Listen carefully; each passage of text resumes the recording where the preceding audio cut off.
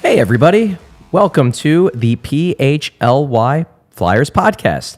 I'm Charlie O'Connor. I guess you're temporary director of fun and games for the evening. Associate. Let's go with that. Temporary. I can't quite fill the shoes of one Bill Matz who is on vacation for the next 2 days. Have fun, Bill. But I will do my best as the host, and the people helping me to do my best as the host. Big day today at the PHLY Flyers podcast. Obviously, Kelly Hinkle, we will get to your intro in a second, but this is the first time. Kelly, you were here last week, so you got to have your moment in the sun last week. This week, Steph Driver is here at the PHLY studios. Steph, welcome. Thank you so much for having me. It is fall in Philadelphia. I did not wear sleeves, as you can see. That is apparently something that we need in Philadelphia this season. But I have to say, as soon as I step outside, just the atmosphere, it's fall. It's fall. It's hockey time. I'm so excited. You mean it's not fall in Atlanta? No, it's still summer. They call it Hot Atlanta for a reason, Charlie. It's hot. It's still summer.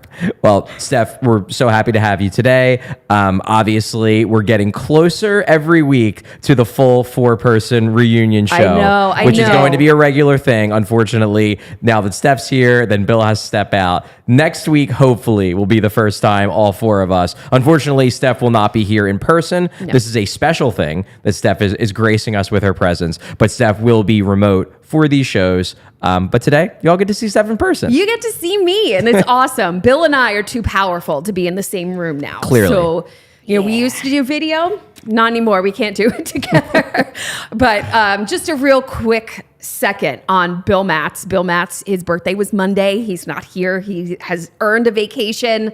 We talk a lot about how sweet Charlie is. I just want to drop in and ruin everyone's impression of Bill Matz. He's really sweet too. And I apologize to both of you, but he texted me to apologize for calling you both his broadcast partners in crime. Ooh. So that's how sweet our Bill Matz is. Love that. Love that. Steph, great to have you. And now, my other co-host, Kelly Hinkle, the fly by herself. Yeah, back for the second week. And I got to say, it's still nerve-wracking. But what I am excited about is that now, finally, perhaps people will accept that there are, in fact, 2 girls. 2. On the Broad Street Hockey Radio podcast. You can see them now. Yeah. They're so different.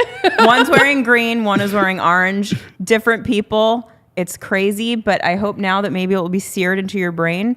Also, 2 different people. Obsessed with the fact that all of the comments to start this show were about Charlie doing ad reads. Everyone wants to hear it. I love the way the audience of this show has just latched onto the ad reads being the best part of it because they absolutely are. Yeah. And Charlie's going to crush them. I am terrified. Nah, he's going to crush them. You're going to do it's a thing. I got to do it. It's very easy for me to just be like, oh yeah, Bill could take that. Because I told him originally, I said to Bill, we can trade off. It's fine. I don't want you to have to do the whole thing. Then it became a bit. So now Bill is the ad read person. But in Bill's absence, someone's got to do it. So you're going to hear me try to run through that entire DraftKings disclaimer. Can't wait. You're going to do great. Awesome.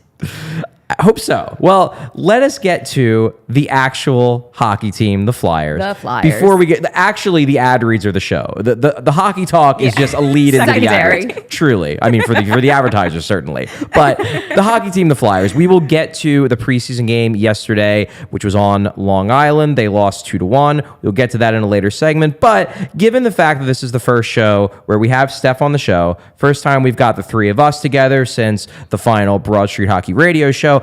I wanted to kind of take a step back and talk about the team more from a big picture level, just because I think, one of the great things in my mind about BSH Radio and about this new form that we're going to be doing weekly is, I mean, I obviously cover the team as a journalist. Bill considers himself a fanalist. You two are obviously just pure fans. And I think the great thing about this is that we can hear from people who can just be unabashedly fans of the Flyers and how they're feeling about the team. So I kind of wanted to go through here with the Flyers. Obviously, we're in now what they're dubbing as the new era of orange. It's a whole thing. New people, you know, Jonesy, Briere, everything. They've admitted they need to rebuild. They've traded away some vets, Ivan Provorov, Kevin Hayes. They let Tony DeAngelo go. But as fans of the team, I guess I'll start with you, Steph. How are you feeling right now about the Flyers as like an organizational entity? Because we know the last few years, people couldn't have been more down on the team. Yeah, wolf. Now I get the sense that some people are back, some people are not, some people are in that muddy middle. So I'm curious kind of where your head's at when you think of the Flyers. Yeah, so I don't expect a lot out of them this season. They don't expect a lot out of themselves this season. But I think it's really interesting because we're going to see a dramatically different team this year than we did last year, with Couturier and Atkinson coming back and a whole lot of exits. There's a lot of addition by subtraction happening to this team right now, and they're going to be really young. So we don't really know what to expect. That's exciting. In terms of Danny Briere, Keith Jones, we'll see. They haven't done poorly yet, so they've got my confidence for now. Is that kind of where you're at, Kelly, or are you a little bit? Because you tend to lean more towards the optimism. Oh yeah, I'm super psyched. Like, understanding that it's going to be a bit of a road before they're actually good. I feel great about the direction of the organization. The Keith Jones hire was it was so out of left field for me at the beginning that I was like, what are they doing? This is so weird. But having settled into it and having thought about what Jonesy brings to the role, I'm super excited about the idea of him kind of leading the franchise kind of in like a spiritual way, almost. Like, he's the vibes of the franchise, and he is nothing but great vibes. I think He's the vibes. I love that. Yeah. I think it is fair, like, just to say that Jonesy is kind of like chief vibes master Yes. of the organization. And I don't want to downplay the fact that, like, Keith Jones, and I've had like so many conversations about hockey with Keith Jones, like, he knows hockey. Oh, he's so smart. Yeah, and I'm sure that they include him in discussions about what to do and whatnot, and he's involved in the decision-making process to a degree, but it seems like the idea of hiring Jonesy was kind of to be that bridge. Yeah. And a bridge is in a lot of different ways. Like, number one, the bridge between the business side of the Flyers and the hockey side of the Flyers. That was a bridge that kind of was not burned, but almost just like it was extremely dilapidated. Oh yeah, no, that like was communication was not good. The engineers out. Infrastructure was piss poor. Not good. Yeah. So I think number one, they want him to be that intermediary. I also think they want him to be the intermediary between hockey ops and the fans, because he knows how to speak the fans' language. And he's going to be a guy who's very much front and center, talking to fans directly. And then I also think that, he's kind of the intermediary between the organization and the alumni, because I think what they came to the conclusion over the last few years that it's not that you need the alumni on board, but it does make your life a lot easier. It doesn't hurt. Yeah, it makes your life a lot easier. So here's the thing. Like, everyone knows that I have been kind of the negative Nelly as far as the alumni go, in the sense that I have thought that they have too big of a voice in the room in the past. I thought that a little too much emphasis was put on consistently like honoring them and venerating them and like putting them in the spotlight. It's like, all right, I get it. But the thing about it is, at the end of the day, the Flyers are they're more than just the current team. Like, they really are a whole ass thing. And the alumni are a part of that. And the fact that so many of these guys are still around and want to hang out with the team and want to be a part of the organization is kind of the thing that makes the Flyers special. So it is, it's pretty good that they're trying to keep them happy. Like, they're a bunch of nice old guys. It's cool that they're hanging around. Just, don't let them make any trades. That's all. Yeah. And I think it's also important that they loop in some of the younger alumni, because the voices that we hear in the room are the alumni that have been around since the 60s and the 70s and the 80s. Like, let's bring Claude Giroux back into the fold. Well, He's got to finish playing hockey first. He's, but just bring him back. But like they are doing that. Like we've got Danny Briere as the GM. Yeah. We've got Hartnell on television. We've got Fridge on the radio now. Leclerc. Like, I mean, we're not really counting Patrick Sharp, but John Leclerc's back. Yeah, Leclerc's Lindros, and that kind of preceded this, but Lindros is around again. Yeah. I was kind of hoping they would give him the president job, but here we are. As much as Lindros, I mean, look, Eric Lindros obviously a much better player than Keith Jones, but Keith Jones, not vibes. He's not a vibes guy. No, he's not vibes. Jonesy is a vibes guy. 100%. He's gonna Jonesy's just the kind of guy where he walks into a room and everybody wants to be his friend. Yes. And he wants to be everybody's friend because he's Jonesy. Right, exactly. And that is, I think, important when we're talking about an organization whose reputation has been in the tank for like nearly a decade. Like we've got a lot of relationships to build back up between the team and the team and the city, the team and the fans, the team and the league. Like there's no way that half of the general managers in the league didn't really disrespect Chuck Fletcher in the sense that I'm sure they think he's a nice guy. I'm sure that they're friendly with him. But the job that he did, they had to know we could probably call this guy and get him to give us some shit because he's a big dummy. Like there's no way there was a lot of respect for the way this team was being run over the last 4 or 5 years. So there's a lot to be repaired. And if I need relationships repaired, I can't think of anyone better than Keith Jones. Yeah. So I think we're all generally speaking, and this wasn't necessarily the case, 3-4 months ago. I think we're all generally speaking on board with Keith Jones as president of hockey operations, that so far he's doing a good job. It seems like for now. No one's given us a reason yet. True. Exactly. Moving to Danny Briere, and you touched on him a little bit earlier, Steph. He's obviously a first-year GM. He GM'd a little bit last year as interim, but more or less was just kind of there to mind the shop before they made the decision as to whether he was going to be the full-time, which he is. He did make moves this summer, obviously the big one being the 3-team trade, sending Ivan Provorov to Columbus, bought out Tony DeAngelo, traded Kevin Hayes. So he did make, and then obviously the big one that he made in tandem with everyone in that organization was taking the plunge on Matvei Michkov. But I guess my question, and Kelly, I'll start with you on this one since I started with Steph the last time. What's your confidence level of Danny Briere right now? So right now it's pretty high. And the reason for that is, as we just said, like no one's given us a reason yet to doubt them. The Provorov trade that you just mentioned, that was a level of creativity that we haven't seen from a general manager in quite some time for this team.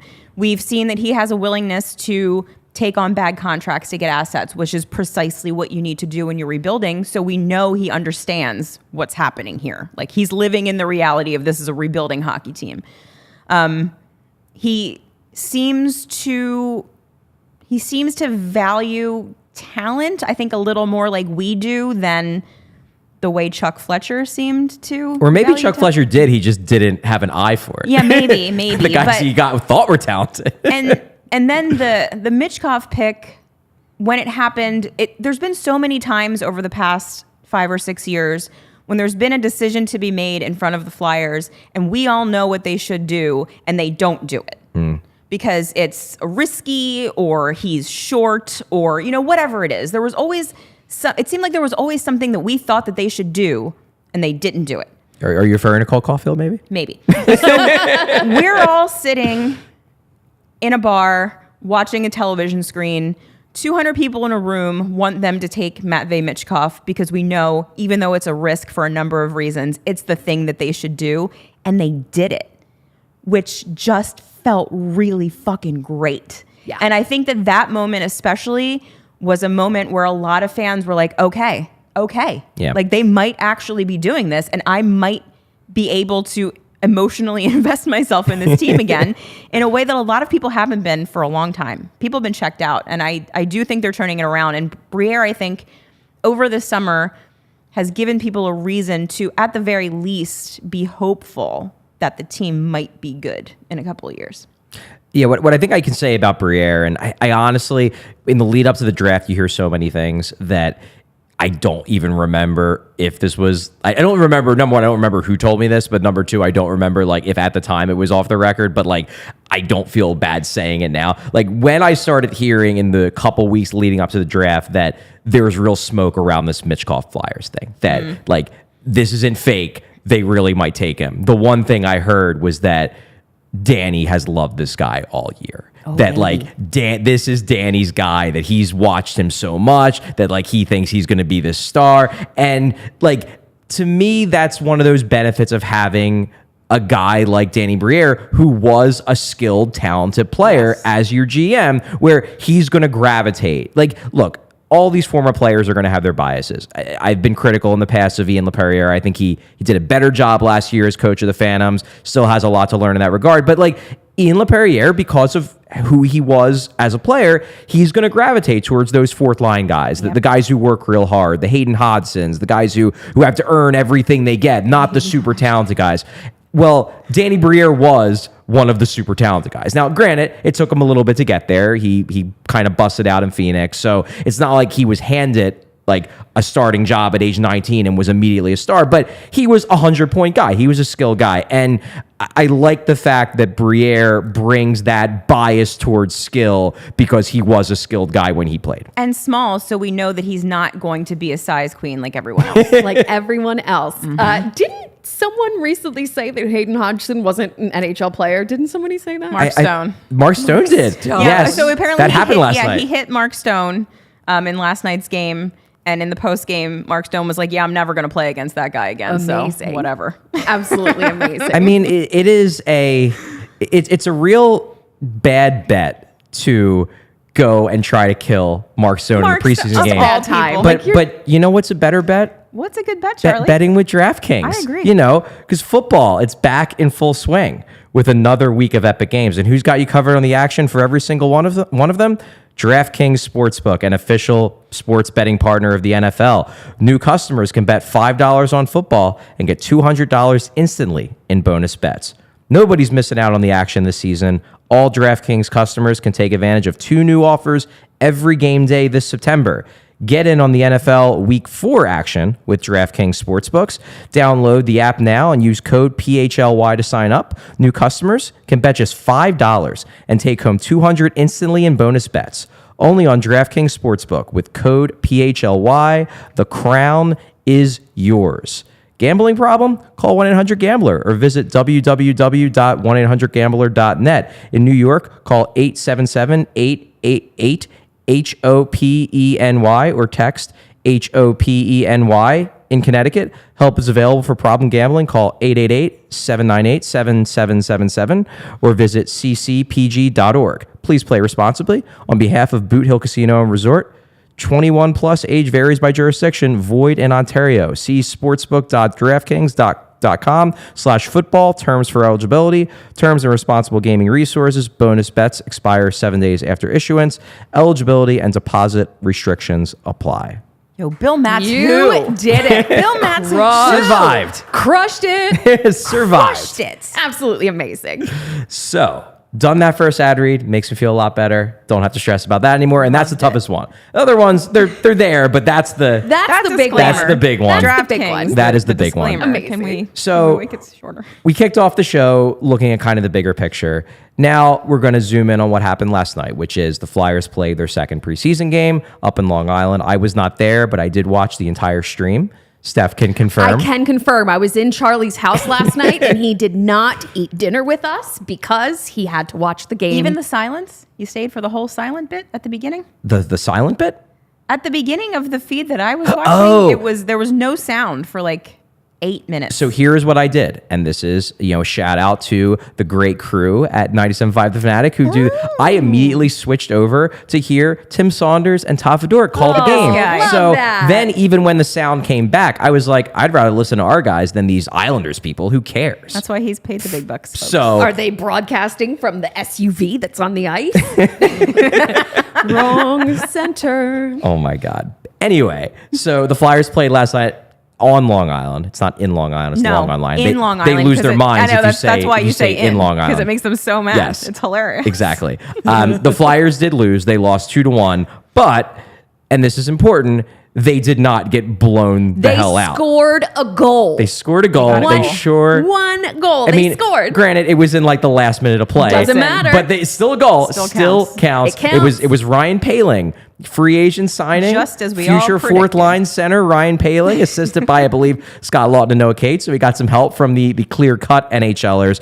But the Flyers, despite losing, they played pretty well. They outshot the Islanders 30-19. And this was an Islanders team that had Matt Barzal. Like, they had more high-end talent than the Flyers. I think there was probably an element here of, man, we kind of got embarrassed even for preseason on Monday.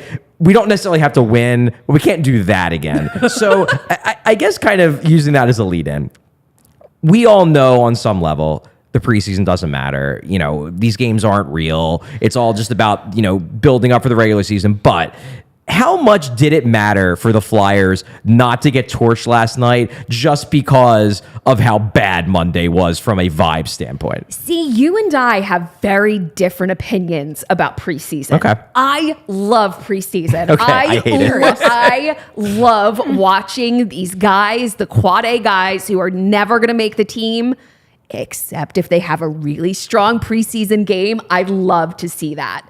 And I love to watch the defense kind of grow up, and you get to see that when you're watching them raw at training camp Fair. and during preseason games. Like, this is before they've really been coached. It's just raw clay. This is what we're trying to make them into. I love watching the young guys. I don't need to see the veterans in preseason. I don't need to see Ryan Poehling's, but it's nice that he scored a goal. Yeah. Got his first goal in orange and black. Love to see that. There we go.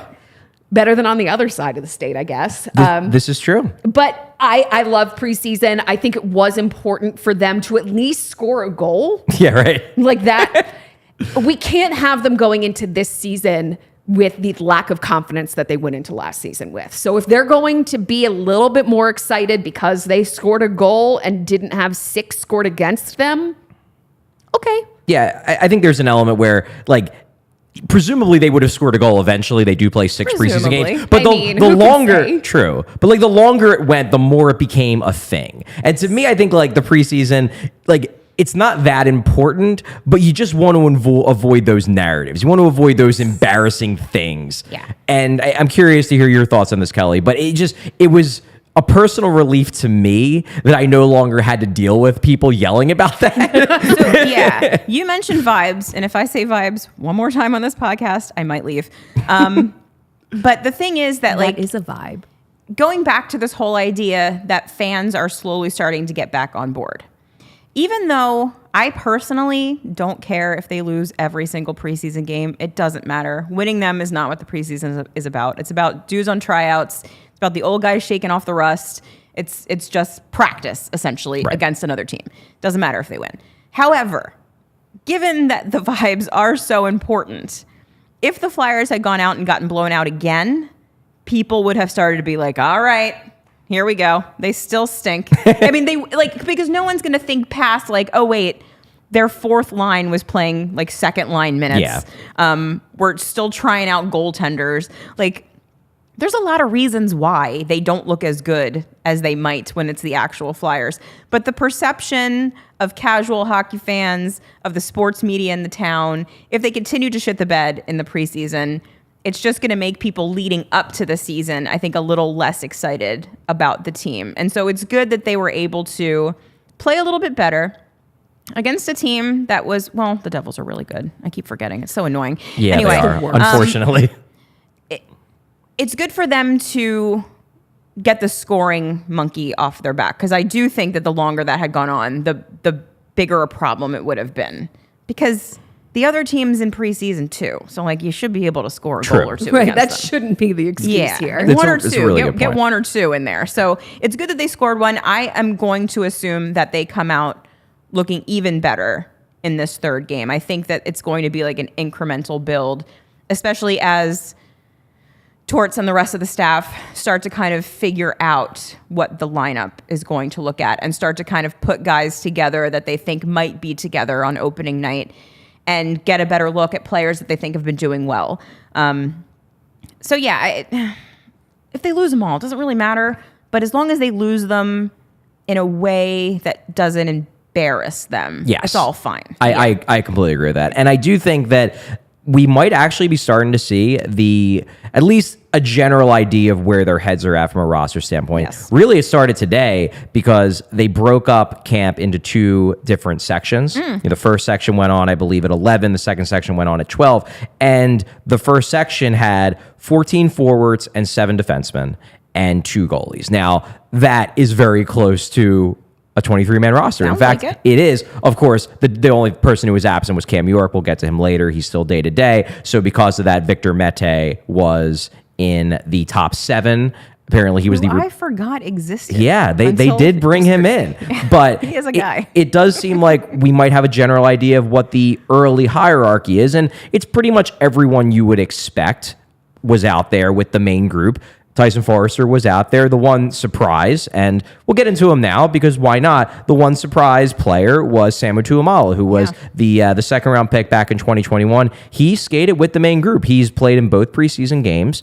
And what's interesting about him is that over the last 2 years, it seemed like he was trending into bust territory. Yes. Like people were kind of giving up on him. Right after he got drafted, he tried to stay in North America. That didn't really work out. Then he went backward to Finland, didn't really find his spot. Last year, he was apparently going to play under Olli Jokinen, the former NHL player. Apparently, they spent their entire early season playing a super trap game. He didn't really fit in. He ended up going back to, I believe, the second-tier league in Sweden or in Finland. So he's had a weird 2 years. And this year he's coming over, playing in North America full time, presumably with the Phantoms, but it seems like he's impressed them. And to me, like, that's cool. And this speaks to what you were saying, Steph, about the fun part about preseason is seeing these kids try to exceed expectations, try to make an impression. And it does seem like Tuamala has done that, which, I mean, good sign. Maybe not the best sign for guys like Tanner Lazinski, who was in the AHL group, guys like Bobby Brink, who was also in the AHL group, Oli Luxell. But even if those guys maybe aren't impressing, it's kind of cool to see a guy like Tuamala who is almost kind of rising from the ashes of being a potential bust.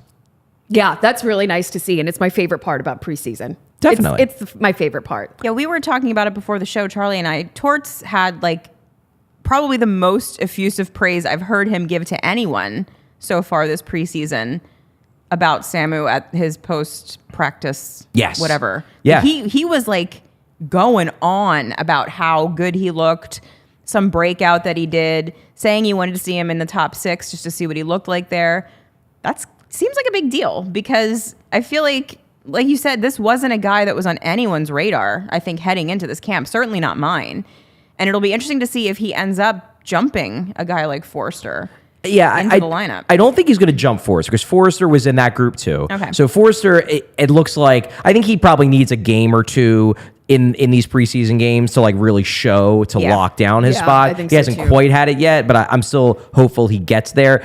I just think with Tuamala, this was more of just a reward. Hey kid, you're doing great. So we're going to put you with the main group, pat on the back, keep it going. And if you keep it going, who knows? He has played in pro leagues before, but with Tuamala, I think what's really changed with him, and I think what they've really liked about him so far, is that when he got drafted, he had the profile of a top sixer. He's really fast. He's got this great shot, and he was kind of an early second round swing on a guy who, maybe could be a top 6 forward, could be on your second line.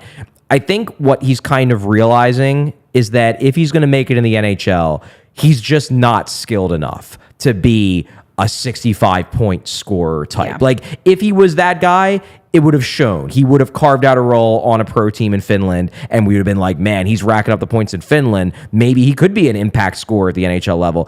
I think that ship has kind of sailed, but we're talking about maybe the best skater in the organization right now. He is quick. He's real fast.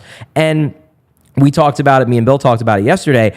If he could kind of pivot his mentality where he maybe develops into something like a Kasperi Kapanen, where he's real fast, he gets some points because he just crashes the net, plays aggressive, not the most skilled, didn't develop maybe the way his teams wanted him to, but clear NHL player, useful in the bottom 6. That would be a good guy. Even thinking back to, and I would hope that Tuamala has a little bit more offensive upside than this guy, but Darryl Powell was the real quick, annoying guy on some real good Flyers teams. Fucking love Darryl Powell. There's always a place for a real quick, annoying guy. Yeah. I immediately looked at you. Seriously, I used to love Immediately. Darryl Powell. Yeah, and also it's okay for players to be really good bottom six players. You know what I mean? Like absolutely. You need a really good bottom six if you're going to be a good hockey team. And I think a lot of times people hear that about a prospect, like, oh, he's just going to be a bottom sixer. But if he's going to be a really good bottom sixer, like that's a good find. And how long have we been yelling for the last decade about how we want there to be a few players on the Flyers that can skate really fast? Yes. Because they just seem so slow all the time. all the time. And if Tuamala can bring, and I'm not saying right out of camp, I'm not expecting to make this team out of camp, but if, in January or next season, if he can break camp with the team and become a regular, it would be real nice to have that one guy on the team who could just blast by a defenseman. Maybe he can't score. Maybe he gets the breakaway and gets stopped, but at least for that second and a half, we think he might. Yeah. That'd be At least fun. we're having fun for a couple minutes. Exactly. And you know what else is fun? What's that, Charlie? When you get really, really good sports memorabilia and I love sportswear. And that's where FOCO comes into play. They have the absolute best officially licensed gear for all sports and fandoms. It's football and tailgating season. Overalls, hoodies, hats, sunglasses, bags, everything you need for a game, whether you're looking for team apparel and accessories or toys, collectibles, and novelty items, FOCO always has our back for Philly sports, and they have yours too. Get the best gear around by using the link in our description. And for all non-presale items, use the promo code PHLY for 10% off.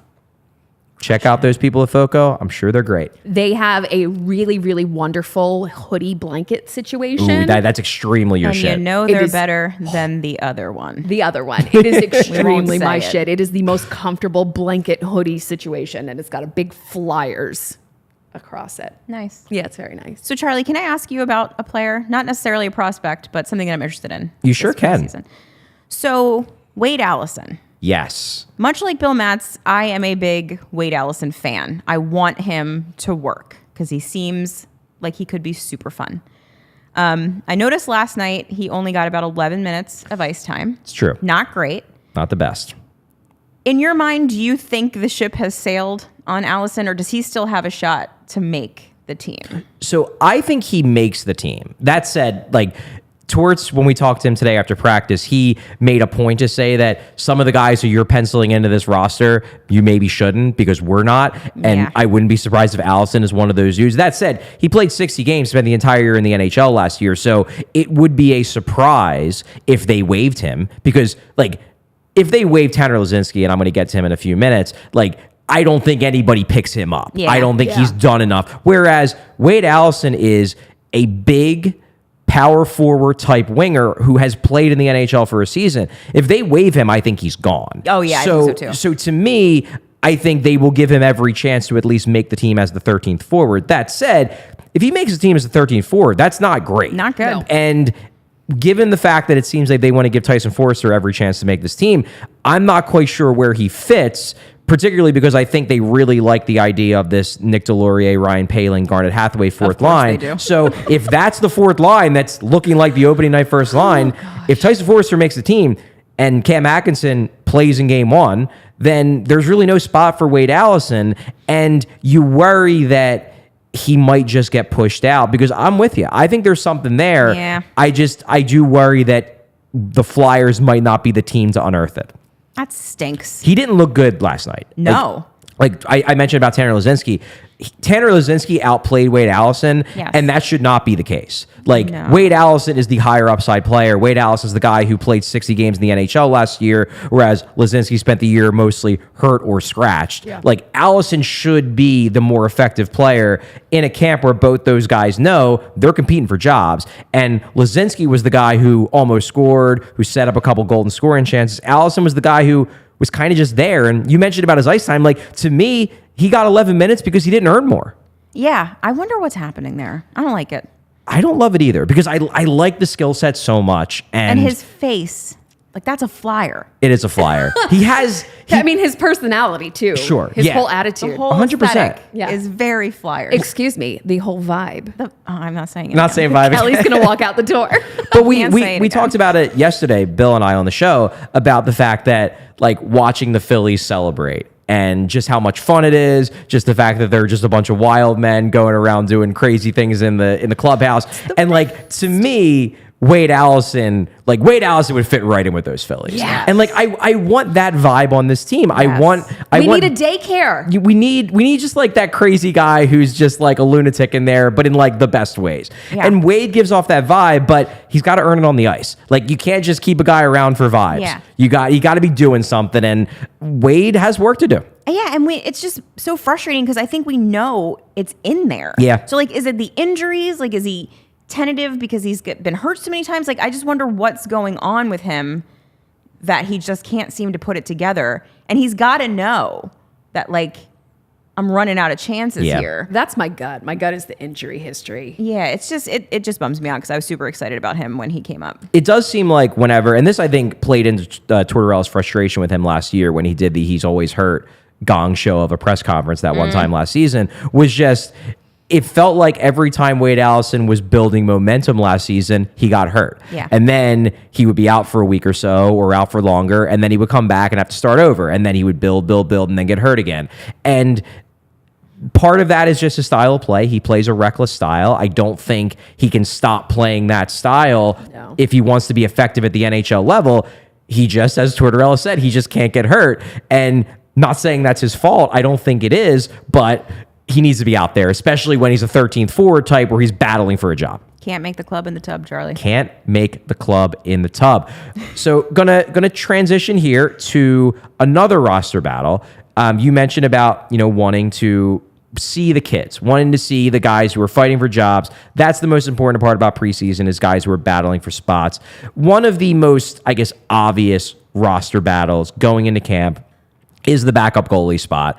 It really was a battle all of last year, too. Like, Felix Sandstrom won the job, but Sam Ersson was up a lot, and it was very clear that John Tortorella liked Sam Ersson more than Felix Sandstrom. Well, both those guys are back.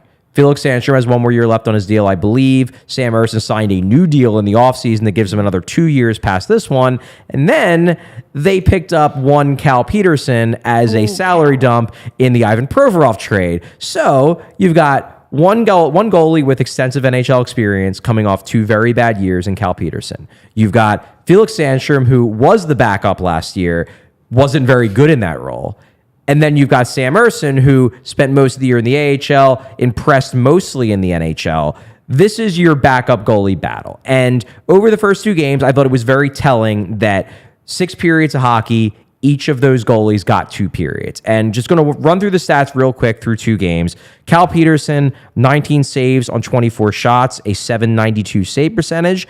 Felix Sandstrom, 14 saves on 16 shots, an .875 save percentage. Sam Ersson, 12 saves on 13 shots, a .923 save percentage. Now, as someone who was at the first game and then watched the second game on stream, I'm not going to kill Felix Sandstrom for the 2 goals he allowed. One was a breakaway, one was a fluky bounce. But there's one clear anomaly in this group, and that's Cal Peterson, who has a save percentage under 800. Like, he's got to be below the other 2 in the running for this battle, right?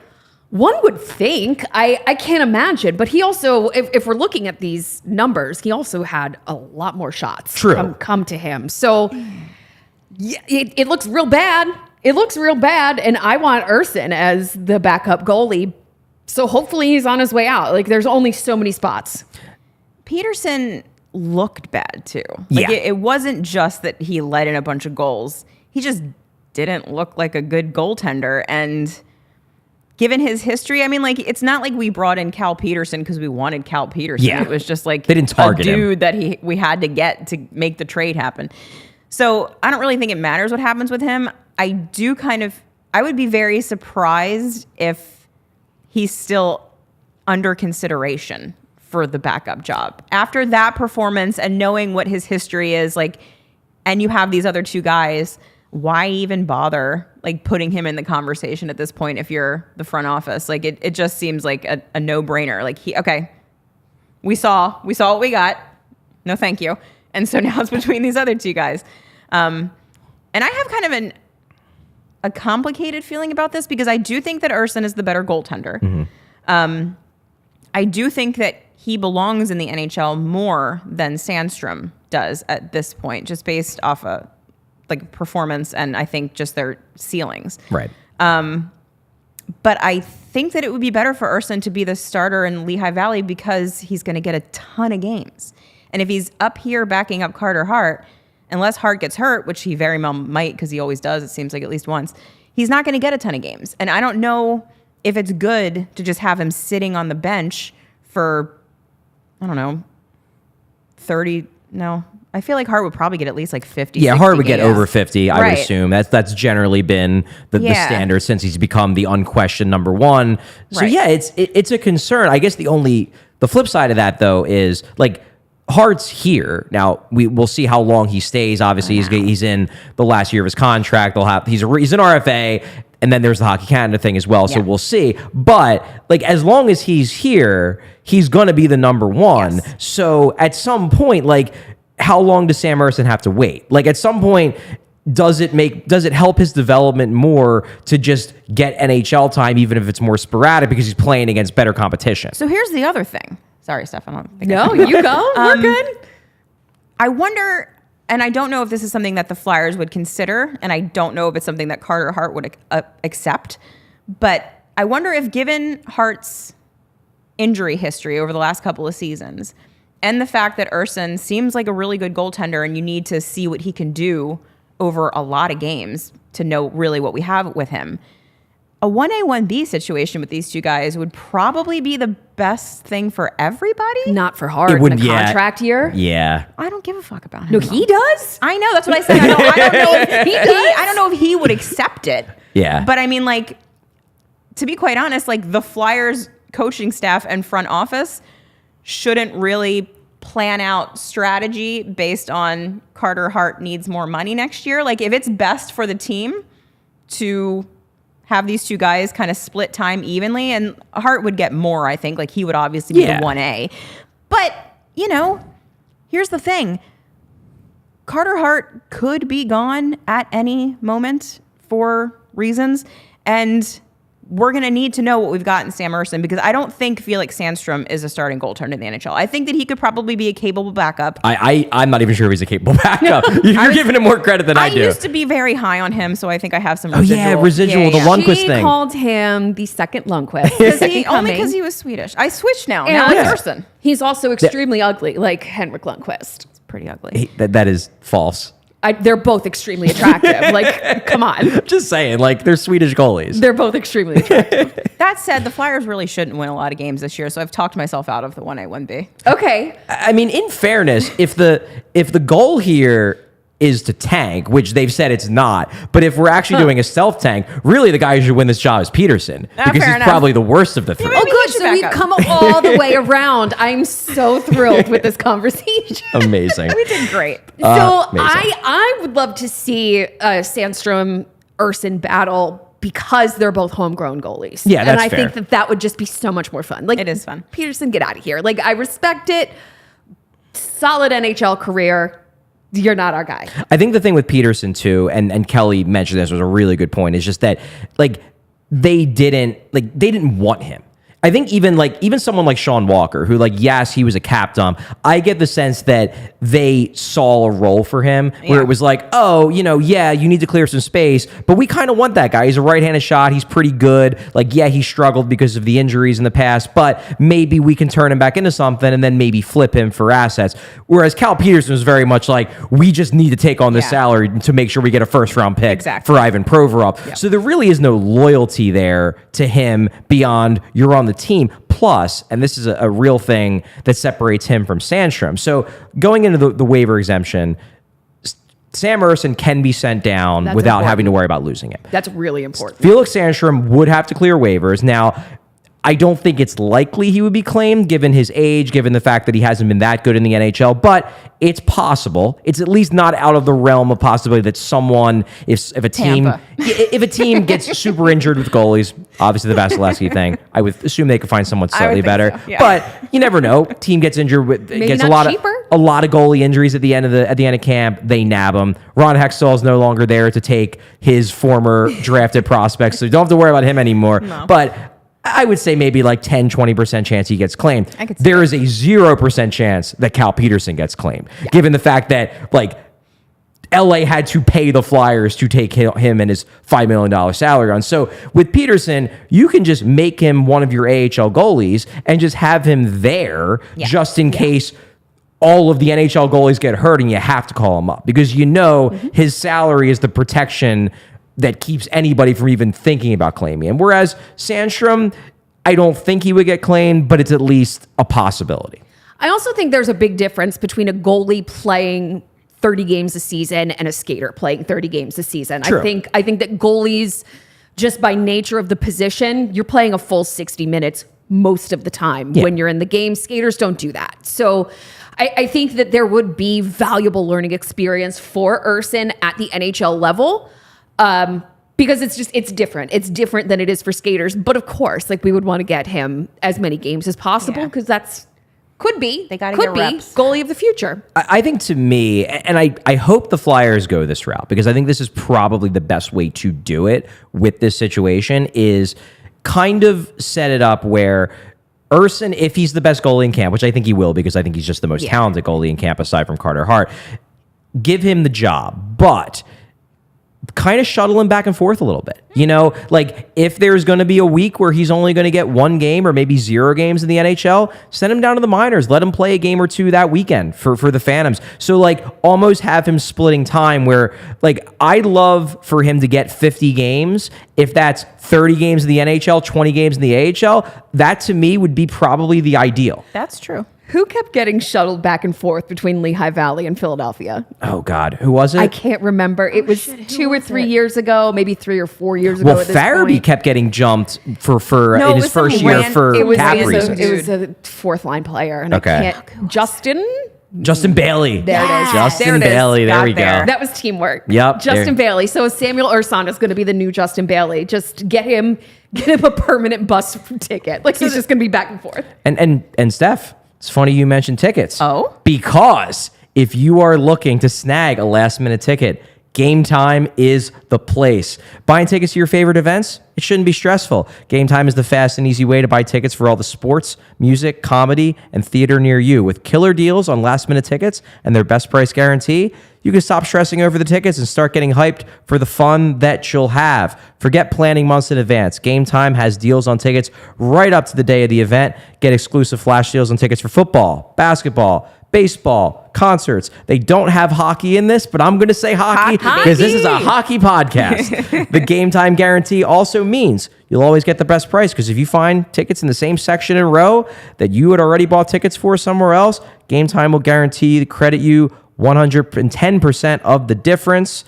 Snag the tickets without the stress of with Gametime. Download the Gametime app, create an account, and don't forget to use code PHLY for $20 off your first purchase. Terms apply. Again, create an account and redeem code PHLY for $20 off. Download Gametime today. Last minute tickets, lowest price, guaranteed. Charlie O ad reads. Charlie fucking nailed it. I did okay. You did great. Bill is in shambles. I don't hate what I did. Let me put it that way. That's important. That is important. That's really important. It's very important. You did really well. Now, there's been something that I've been sitting on all show that I've been wanting to bring up. Oh, dear. And it was from BroadStreetHockey.com. I've heard of that. An article from BroadStreetHockey.com. Little cross promotion here. Just a little bit. It's a quote from John Tortorella. And it was talking about the upcoming season. And it was just a very casual little comment he made about how they were rebuilding last year, but they weren't allowed to say it. Yes. They weren't allowed to say it. We didn't get a chance to talk about this as a group because it was me and Bill discussed this last week, but it was a very telling comment because Torts just can't help himself, can he? Cannot. And he straight up told us in that one sentence what the entire atmosphere was around the Flyers last season. They were not allowed to say that they were rebuilding, but they were rebuilding. And one point I want to make about that, because I don't think we talked about it when we discussed this last week, and I get why people jump to this assumption, because quite frankly, Chuck Fletcher is essentially the devil at this point in the minds of most Flyers fans. Well, my understanding of the situation is that very much was a thing, that no one is allowed to say the word rebuild. That was not Chuck. That was above Chuck. That sounds right. That Chuck, I don't know if Chuck would have been willing to say it, but I don't think he was allowed either. I think that this was a Comcast thing of like, if we are saying the word rebuild, that means something in terms of how we present things to season ticket holders, and that means something in terms of just the overall presentation of the team to the fans. So even if you think we're rebuilding, you're not allowed to say it until we approve you saying it. So do we think that Jonesy kind of sat down with the suits and was like, listen, guys, it's for the best. Just start saying it. I think the pivot happened. It started to happen in February when they made the decision to give John Tortorella the letter to the fans. And that was when they hadn't quite said the word rebuild yet, but that letter was very clearly and explicitly detailing a rebuild. It was saying we're rebuilding without actually saying the word rebuild. Then leading up to the deadline, it was kind of the same thing from Fletcher. Fletcher was describing a rebuild without saying the word rebuild. Then we all know what happens. Chuck Fletcher proved unable to trade James Van Riemsdyk. Within like a week, he was fired. And in the very first press conference of interim GM Danny Briere did say the word rebuild. So to me, I think that started to change pre-Jonesy. I think it was February, March, and then when Dan Hilferty jumped in, that was when it was cemented, because then Hilferty, who obviously is much more hands-on and in the shit than Dave Scott ever was. Once Hilferty, and I did the interview with him, I believe it was the end of March, early April, and Hilferty affirmed that, yes, we are on board with the rebuild. I think that was already a thing before Jonesy got the job, but I think Jonesy is very much on board with it, and he is happy to sell it to the fans. He knows. Because, I mean, one thing this is another thing, kind of bringing it full circle back to Heath Jones. Right now, fans are very much, at least the diehard ones, the ones that really ride or die with this team, that aren't the casual 4-for-4 types where they say they're 4-for-4, but Flyers are fourth. Yeah. The diehards, I get the sense, are on board with the idea of a rebuild, in large part because the last couple of years were just so miserable. Everyone knew, especially after they traded Giroux, it was over. Yeah. You need to start over. We need to stop throwing, good money at bad money, things like that. I'm very curious to see if fans are going to be as into the idea of a rebuild after a year or two more of bad hockey. And I think that's where Jonesy is going to play a big role, because then, like right now, he's selling something the fans want to hear. I'm very curious to see how well he'll do when he's selling something maybe the fans don't want to hear. So let me just give my perspective here, because I am a fan. I run fan sites. Like, I think that's important because we have skin in the game. Oh, like, absolutely. I think the 100%. Fan perspective is important. Yeah. I don't want to watch this team this year. I don't want to watch them because I know it's going to be sloppy. Am I going to watch them? Yes. Am I going to talk about them every day of my life? I am. But I don't want to watch them. It's going to be sloppy. It's not going to be good hockey, and they're just not going to look great. Yeah, there isn't that feeling of like, man, we might make the playoffs. No, these games matter. They don't. None of them are really going to matter. But it's okay. Like, I'm not upset about it.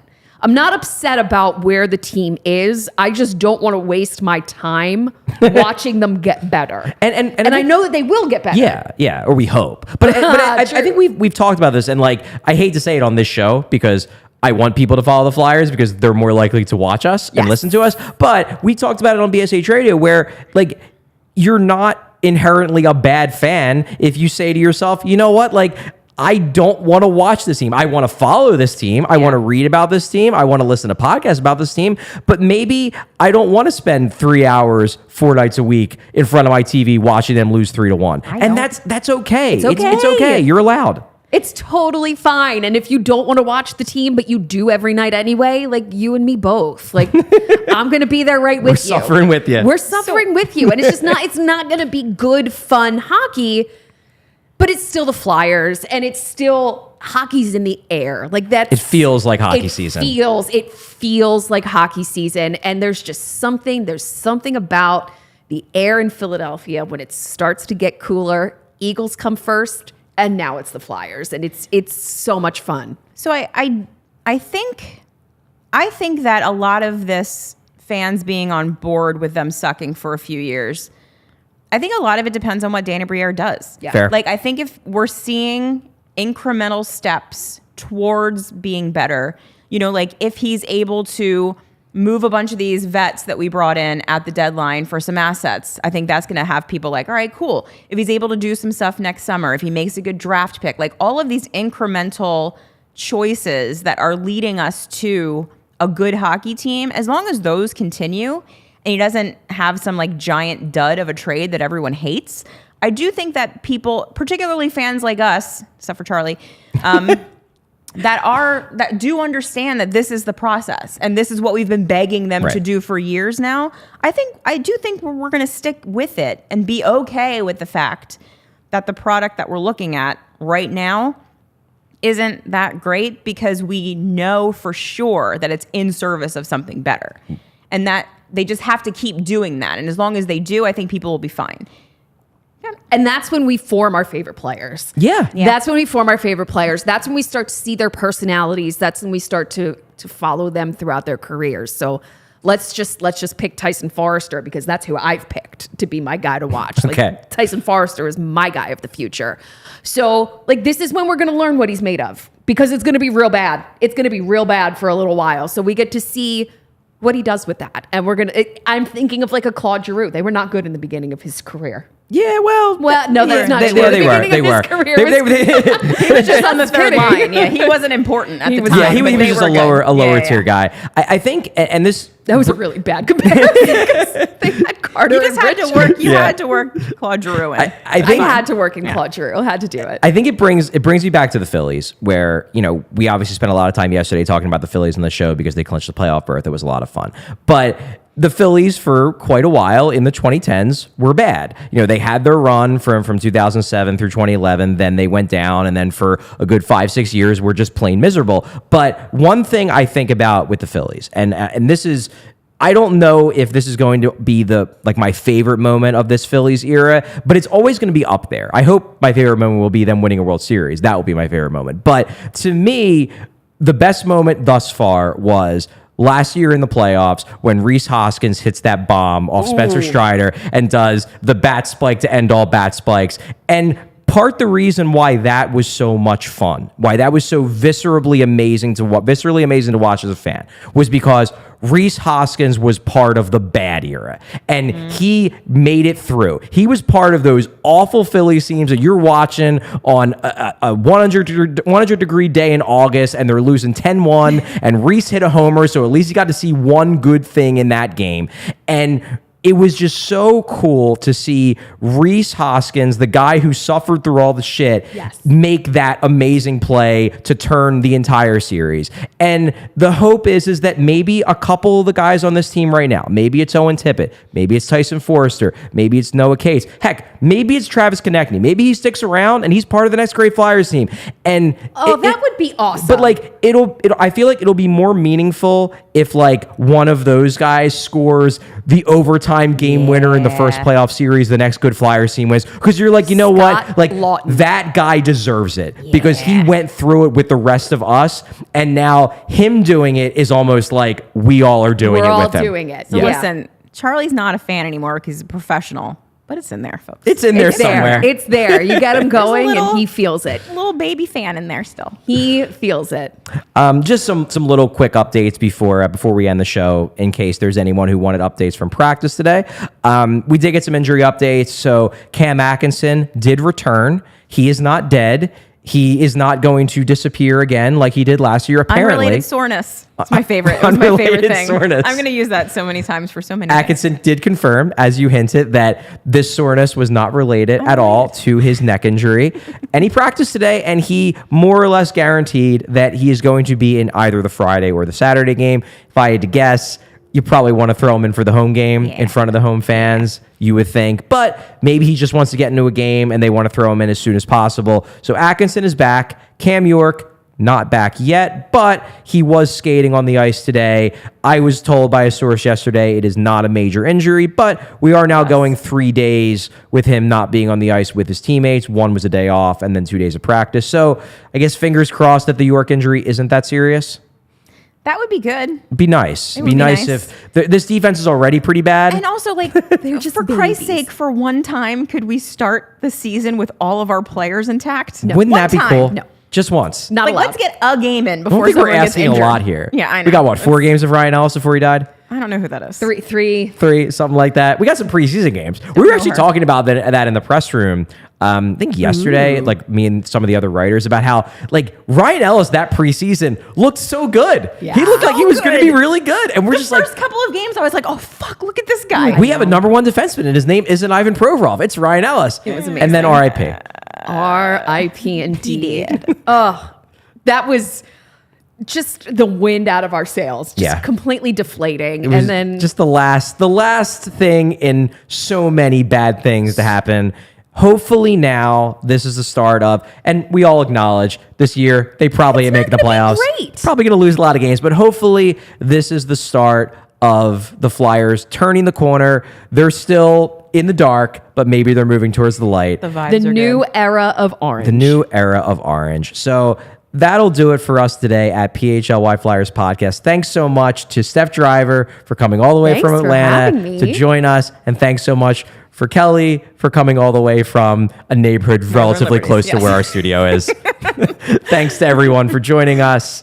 See you tomorrow with, if you're not aware, Jim Jackson will be joining me in studio yeah, tomorrow buddy. to talk about the Flyers. Yes, that's right, Jim Jackson, the play-by-play voice of the Flyers. So please join us for a Friday show at 3:45 p.m. and hear what me and JJ have to say. Thanks, everybody. We all silly like